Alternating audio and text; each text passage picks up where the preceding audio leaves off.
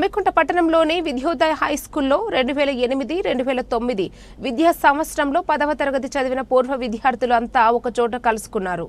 జమ్మికుంట పట్టణంలోని విద్యోదయ హై స్కూల్లో 2008 నుంచి 2009 విద్యా సంవత్సరంలో 10వ తరగతి విద్యను అభ్యసించిన పూర్వ విద్యార్థులంతా కలిసి అపూర్వ సమ్మేళనాన్ని ఏర్పాటు చేశారు. ఈ సందర్భంగా పాఠశాలలో తమకు చదువు చెప్పిన గురువులను శాలువా పూల మాలలతో ఘనంగా సన్మానించారు.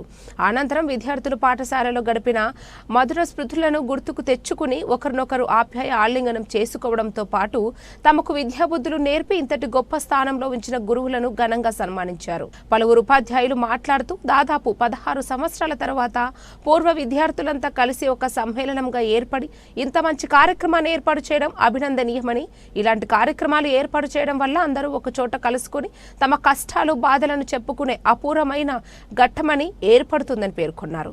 విద్యార్థులందరూ ఉన్నత స్థానాల్లో ఉండి జీవితాలలో సుస్థిరంగా స్థిరపడాలని కోరుకున్నారు.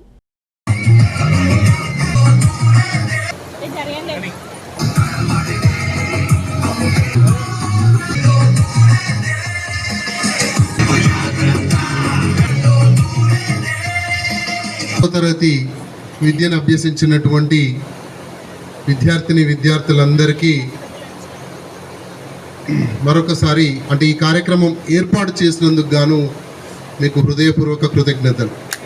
2008-9 అంటే అది ఆల్మోస్ట్ ఒక 16 ఇయర్స్ బ్యాక్ మీరందరూ ఇదే ప్రాంగణంలో 10వ తరగతిలో విద్యాభ్యాసం చేసి చక్కటి రిజల్ట్స్ సాధించి ఇక్కడ నుండిగా తదుపరి చదువులు ఆ తర్వాత మీ భవిష్యత్తును తీర్చిదిద్దుకోవడానికి వివిధ ప్రాంతాలకు వెళ్ళి 16 సంవత్సరాల తర్వాత మళ్ళీ ఎక్కడైతే మీ బాల్యం రూపుదిద్దుకుందో, ఎక్కడైతే మీ పాఠశాల విద్యాభ్యాసం కొనసాగిందో అక్కడికి వచ్చి మరొకసారి అలనాటి ఆ రోజు నాటి మీతో పాటు కలిసి చదువుకున్నటువంటి స్నేహితులందరినీ కలుసుకోవాలనేటువంటి ఈ ఆలోచన ఏదైతుందో ఈ ఆలోచన మీకు వచ్చినందుకు మరొకసారి విద్యోదయ యాజమాన్యం తరఫున మీకు మనస్ఫూర్తిగా అభినందనలు తెలియజేస్తున్నాను. 30 ఇయర్స్ అంటే ఒక మళ్ళీ గ్యాప్ ఆఫ్ 15 ఇయర్స్ తర్వాత మళ్ళీ ఇలా కలుసుకున్నారు అని అంటే చాలా చక్కటి విషయంగానే భావించాలి ఇది. సో ఇలాంటి కార్యక్రమాల ద్వారా తప్పకుండా మనం దూరమైనటువంటి మనకు దూరంగా ఉన్నటువంటి ఎంతోమంది స్నేహితులను కలుసుకునేటువంటి అవకాశం ఉంటుంది. మీ స్నేహితులందరినీ మీరు కలవడంతో పాటు మీరు ఈరోజు ఈ స్థానంలో ఉన్నారు అని అంటే మీరు ఏ స్థానంలో ఉన్నా అది మీకు ప్రతి ఉపాధ్యాయుడికి తల్లిదండ్రికి అది ఒక గొప్ప స్థానంగానే భావిస్తాం.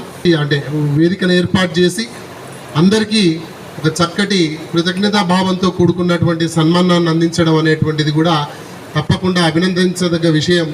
సో ఈ సందర్భంగా మీ అందరినీ మరొకసారి మనస్ఫూర్తిగా అభినందిస్తున్నా.